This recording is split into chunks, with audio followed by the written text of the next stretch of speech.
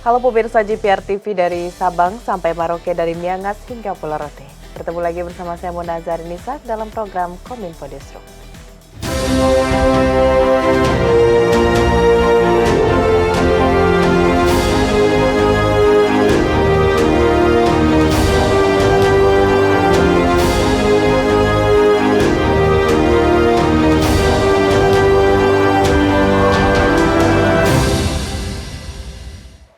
Pemirsa, kita ke informasi pertama. Presiden Joko Widodo beserta Ibu Iriana Joko Widodo dan delegasi terbatas melakukan kunjungan kerja ke Chengdu, Republik Rakyat Tiongkok hari ini Kamis 27 Juli 2023. Kunjungan Presiden ke RRT ini antara lain untuk memenuhi undangan Presiden Jinping kerjasama bilateral hingga membahas isu global.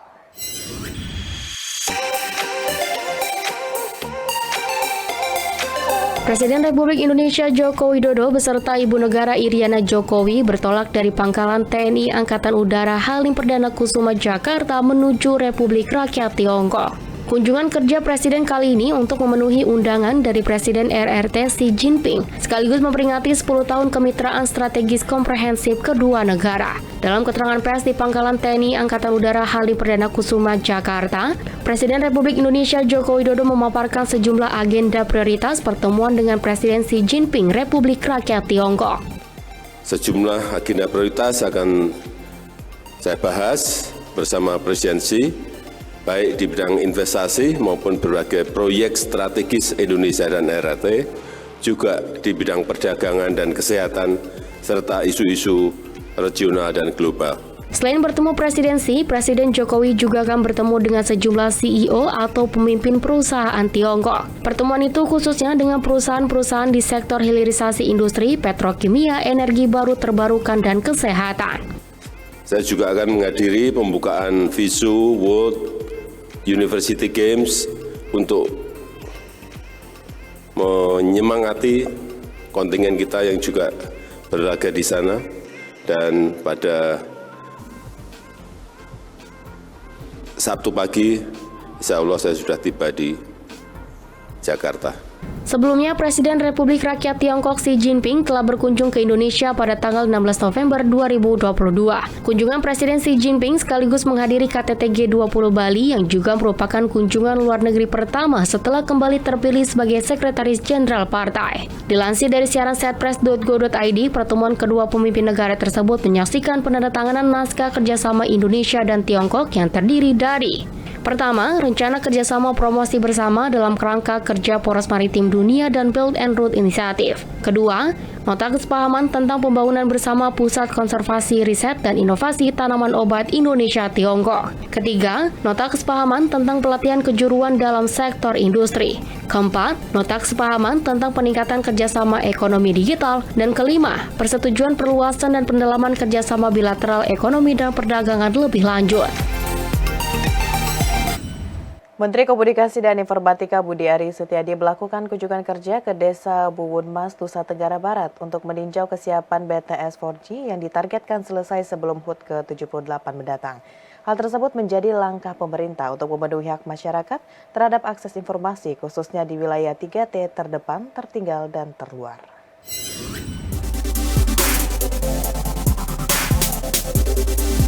Menteri Komunikasi dan Informatika Budi Ari Setiadi menargetkan base transceiver station BTS 4G yang tengah dibangun di sekitar Desa Buwun Mas, Nusa Tenggara Barat dapat segera rampung dan beroperasi sebelum HUT kemerdekaan Republik Indonesia pada 17 Agustus 2023 mendatang. Ia menegaskan pemerataan akses digital di seluruh Indonesia termasuk di wilayah pelosok seperti Desa Buwun Mas NTB menjadi langkah pemerintah untuk memenuhi hak masyarakat terhadap akses informasi sehingga dapat meningkatkan kesejahteraan masyarakat hingga ke pelosok negeri.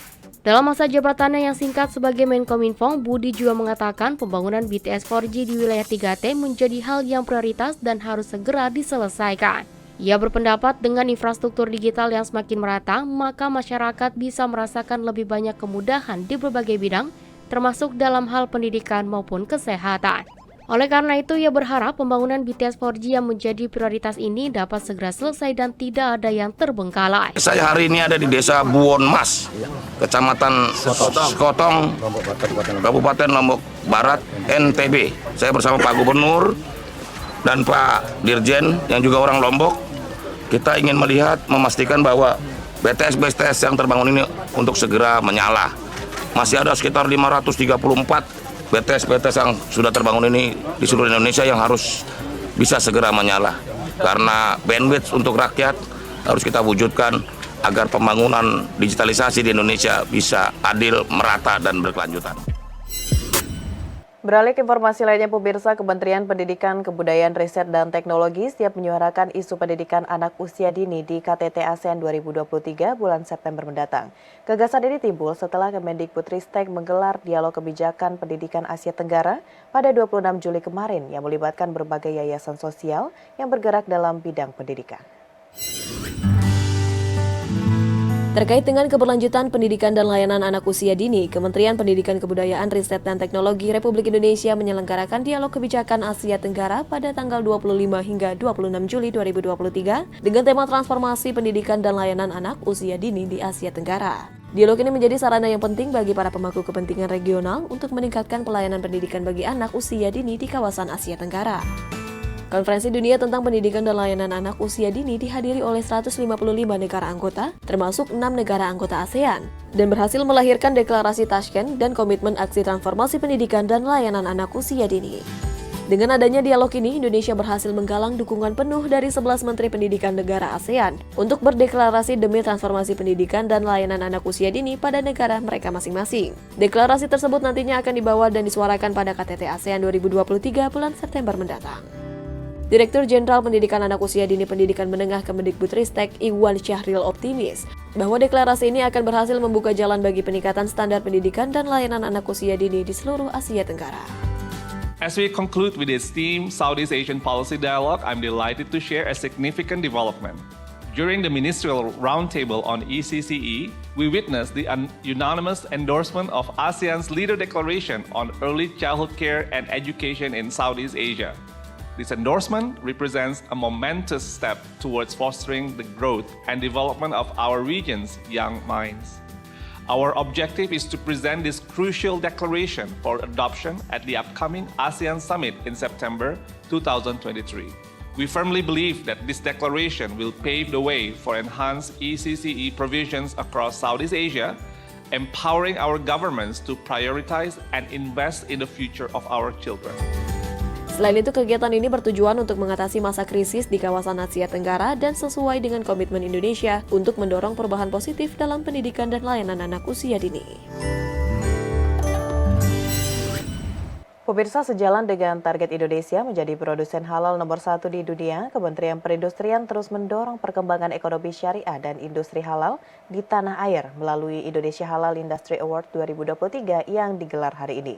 Upaya tersebut dilakukan guna meningkatkan pasar dalam negeri agar lebih mendominasi daripada pelaku usaha negeri lain, salah satunya dengan mendirikan pusat pemberdayaan industri halal di Indonesia.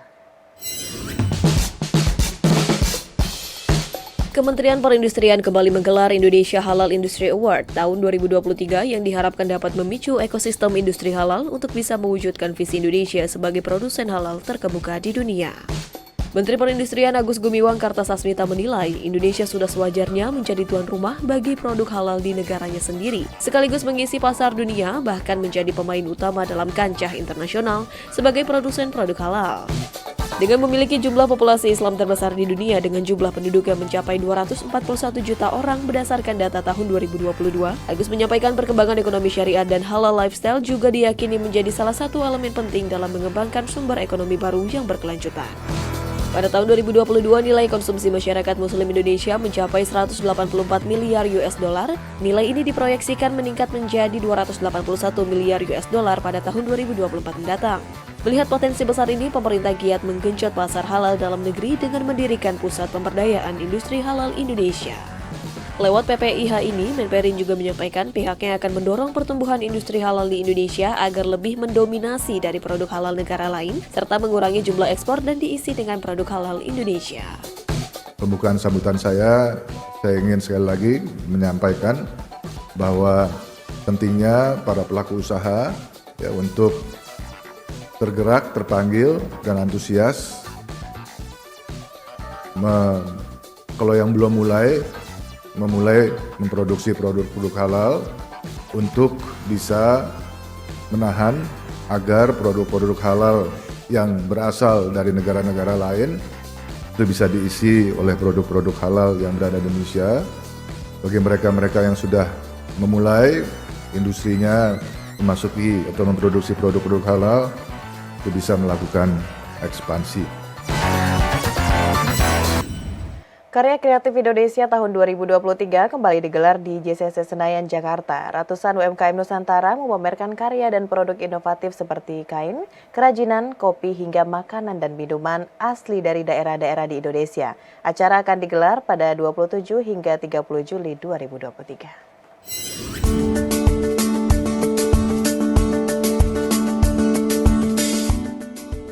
Karya Kreatif Indonesia tahun 2023 resmi kembali digelar pada 27 hingga 30 Juli 2023 di JCC Senayan, Jakarta.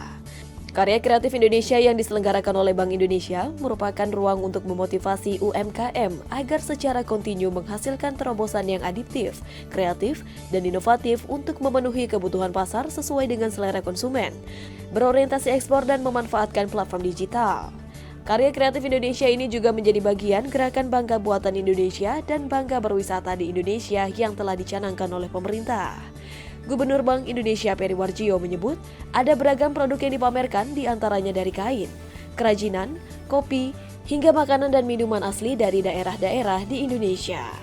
Tahun ini KKI 2023 dengan Badaru Nusantara akan menampilkan 1.000 UMKM yang telah berhasil naik kelas. Pada tahun ini Bank Indonesia telah memfasilitasi pertemuan 280 UMKM dengan 21 lembaga keuangan serta 89 bisnis matching ekspor dengan 5 agregator secara nasional. Selain menampilkan UMKM binaan dan mitra Bank Indonesia, KKI tahun ini juga menghadirkan UMKM dari Kementerian Perindustrian, Kementerian BUMN, Kementerian Koperasi dan UKM, Kemenparekraf, dan Dewan Kerajinan Nasional. Pameran secara fisik diikuti oleh 300 UMKM, sedangkan pameran online juga tetap dilakukan dalam website KKI sekitar 800 UMKM. Dalam KKI ini juga terdapat kegiatan Pesona Kopi Nusantara menampilkan 45 UMKM kopi binaan Indonesia. Di kesempatan yang sama, Ketua Umum Dewan Kerajinan Nasional, Huri Ma'ruf Amin mengatakan, UMKM memiliki peran penting dalam perekonomian nasional karena berkontribusi dalam membuka lapangan kerja dan meningkatkan pendapatan masyarakat. Ia mengajak pemangku kepentingan dan masyarakat Indonesia bersama-sama berkomitmen untuk mendukung dan mengapresiasi UMKM lokal dalam pengembangan UMKM ke depannya. Kita dapat turut berkontribusi dalam membangun perekonomian yang lebih inklusif dan berkelanjutan dengan memilih, membeli, menggunakan, mendukung produk-produk UMKM dalam negeri. Jadilah duta produk UMKM dengan menggunakan produk dalam negeri, khususnya produk UMKM Indonesia pada berbagai kesempatan. Pemirsa, setelah jeda kami akan kembali dengan informasi lainnya. Tetaplah bersama Kominfo Diasro.